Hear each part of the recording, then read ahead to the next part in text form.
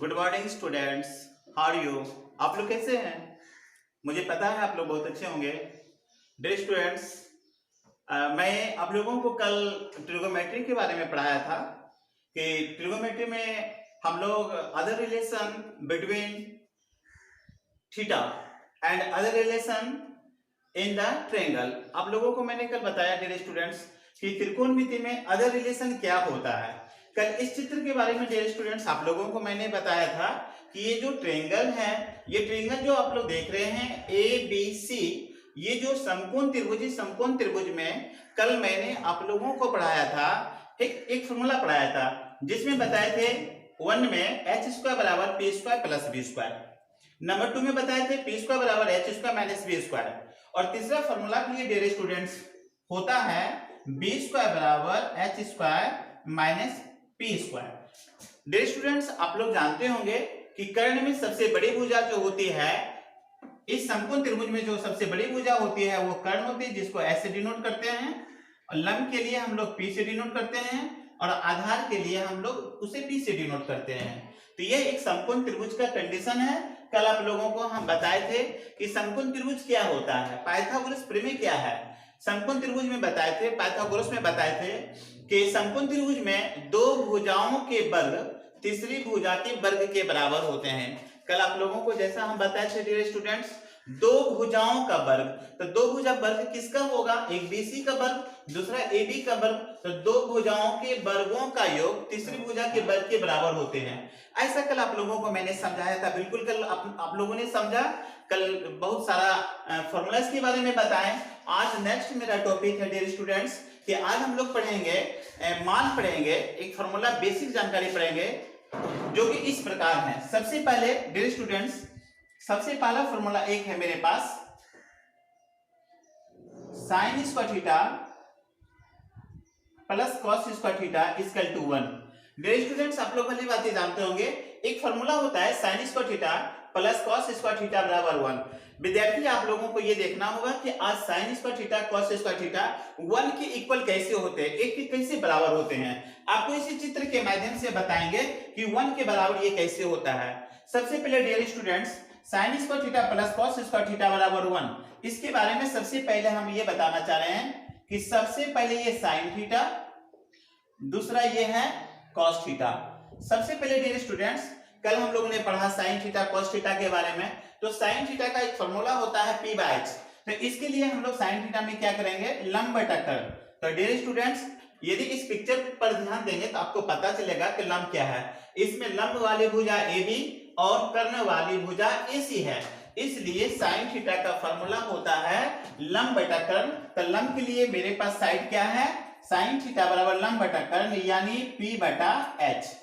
Cos theta बराबर क्या होता है, B बटा H यानी आधार बटा कर्ण। तो कॉस के लिए हम लोग यहाँ पर यूज करेंगे B बटा H। इस तरह से साइन थीटा का मान कॉस थीटा का मान मुझे प्राप्त हुआ। अब इसे हम सिद्ध करने के लिए क्या करेंगे डियर स्टूडेंट्स, इसको प्रूव करने के लिए क्या करेंगे, इसको प्रूव करने के लिए लिखना होगा sign square theta plus cos square theta. इसको हम लोग डियर स्टूडेंट्स LHS मानते हैं, और इधर हम लोग 1 के बराबर RHS मानते हैं, यानी left hand side right hand side. तो LHS में मेरे पास क्या है, सबसे पहले है साइन स्क्वायर थीटा प्लस क्या है कॉस स्क्वायर थीटा बराबर क्या आना चाहिए, 1 आना चाहिए मेरे पास। सबसे पहले dear student sine square theta plus cos square theta, sine theta का मान मेरे पास क्या है P by H। Sine theta की जगह पर हम लोगों को क्या रखना है, P बाय H। इसके बाद क्या है, इस पर पावर 2 है, इस पर पावर हम 2 पुट करेंगे। फिर कॉस थीटा का वैल्यू क्या होता है, B बाय H होता है, इसके स्थान पर हम लोग क्या रखेंगे, B बाय H। इसके स्थान पर भी पावर क्या देंगे, 2 देंगे। इस तरह से डियर स्टूडेंट्स आप देखेंगे, इसको यदि हम तोड़ते हैं फैक्टर को, तो मेरे पास P का होल स्क्वायर को यदि अलग करते हैं तो P स्क्वायर, अब प्लस मेरे पास क्या होता है H स्क्वायर। आप आसानी से समझ रहे हैं। फिर नेक्स्ट प्रोसेस क्या है विद्यार्थी, P स्क्वायर बटा क्या हो जाएगा H स्क्वायर, और ऊपर वाले को अंश नीचे वाले को हर कहते हैं, ऊपर वाले को अंश नीचे वाले को हर कहते हैं, यानी नोमिनेटर और डिनोमिनेटर, ऊपर वाले अंश और नीचे वाले हर। और हमें पता है कि भिन्न में हर का लघुत्तम लेते हैं। ये आपको भी पता होगा h² का यदि हम एलसीएम लेते हैं तो मेरे पास क्या होता है h² होता है। और यदि h² को h² से डिवाइड करते हैं तो ये h² कटने के बाद 1 मेरे पास आता है, और 1 जो हम p² से गुना करते हैं तो इसका वैल्यू मेरे पास p² होता है। यदि इस h² को हम h² से डिवाइड करते हैं तो 1 आता है मेरे पास, और 1 को यदि हम b² से गुना करते हैं डियर स्टूडेंट्स तो 1 गुना b² यानी b²। तो मेरे पास इस तरह से वैल्यू क्या आया p² प्लस b² बटा h²। अब हम क्या करेंगे, हम त्रिकोणमिति की ये जो ट्रायंगल है इसमें चले जाएंगे। मेरे पास 3 फॉर्मूला है डियर स्टूडेंट, ये तीनों फॉर्मूला में देखेंगे कि p² प्लस b² किसके बराबर होता है, तो p² प्लस b² मेरे पास h² के बराबर होता है। तो p² प्लस b² के बदले में हम क्या लिख सकते हैं, हम इसके बदले में p² प्लस b² के बदले में हम यहाँ h² और बटा h² लिख सकते हैं। यदि h² काटते हैं तो कितना बार में कटता है, एक बार में। इस तरह से मुझे क्या प्राप्त हुआ 1। तो यहाँ पर sin² theta plus cos² theta की वैल्यू क्या है 1। इस तरह से यदि हम इसको सॉल्व करेंगे तो मेरे पास भी टोटल सॉल्व होने के बाद h² बटा h², यदि इसको डिवाइड करेंगे तो 1 आएगा। इस तरह से 1 प्राप्त होता है। इस तरह से हम डियर स्टूडेंट्स यहाँ लिख सकते हैं LHS बराबर RHS दैट इज प्रूव्ड, जो कि यह क्या हो गया प्रूव्ड हो गया। इस तरह से डियर स्टूडेंट्स हम लोग आज सीखे हैं कि sin² theta plus cos² theta बराबर 1, यानी sin² theta plus cos² theta equal 1 होता है। तो ये कैसे होता है, आप लोगों ने काफी सुंदर रूप से इसको समझे कि sin² theta plus cos² theta बराबर होता है 1, तो किस तरह होता है। इसी ट्रिगोनोमेट्री के फॉर्मूला के अनुसार इसे हम सिद्ध करके आपके सामने 1 लाए। तो डियर स्टूडेंट्स मुझे विश्वास है कि ये आपने काफी समझा होगा, बहुत ही सुंदर रूप से समझ गए होंगे। और फिर आप इसके अगले नेक्स्ट प्रोसेस देखेंगे कि sin थीटा cos थीटा के लिए ये फॉर्मूला इसका हम किस प्रकार निकालेंगे। तो जो विद्यार्थी इसको नहीं लिख पाए वो कृपया करके लिख लें डियर स्टूडेंट्स।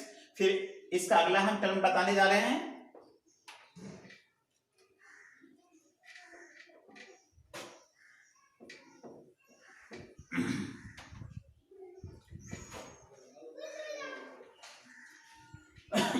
डियर स्टूडेंट्स अभी आपने देखा कि sin² plus cos² theta equal to 1, ये कैसे आया, इसे मैंने आपको सिद्ध करके दिखाया। इसके कुछ इंपॉर्टेंट फॉर्मूले हैं।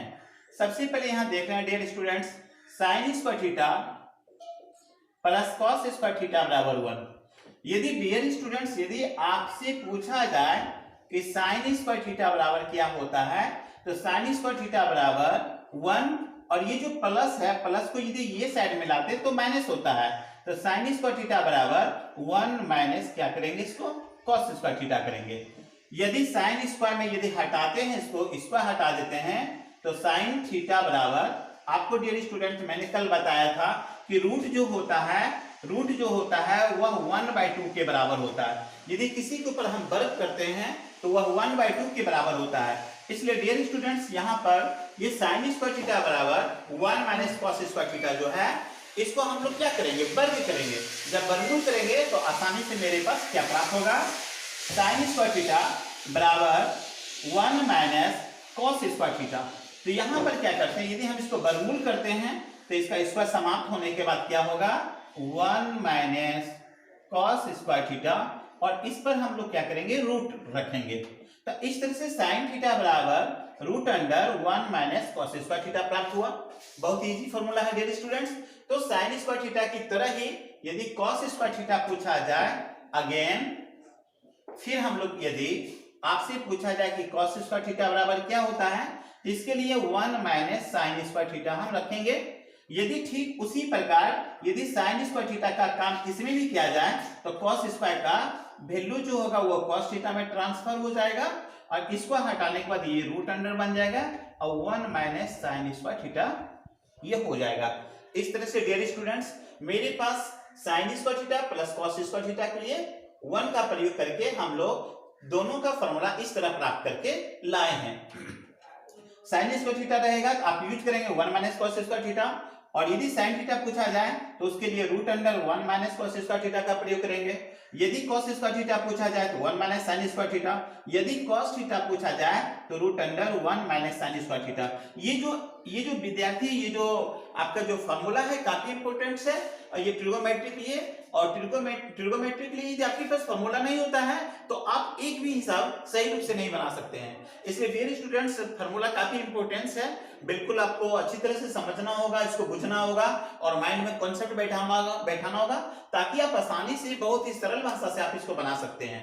तो ये एक formula sin square theta plus cos square theta हुआ।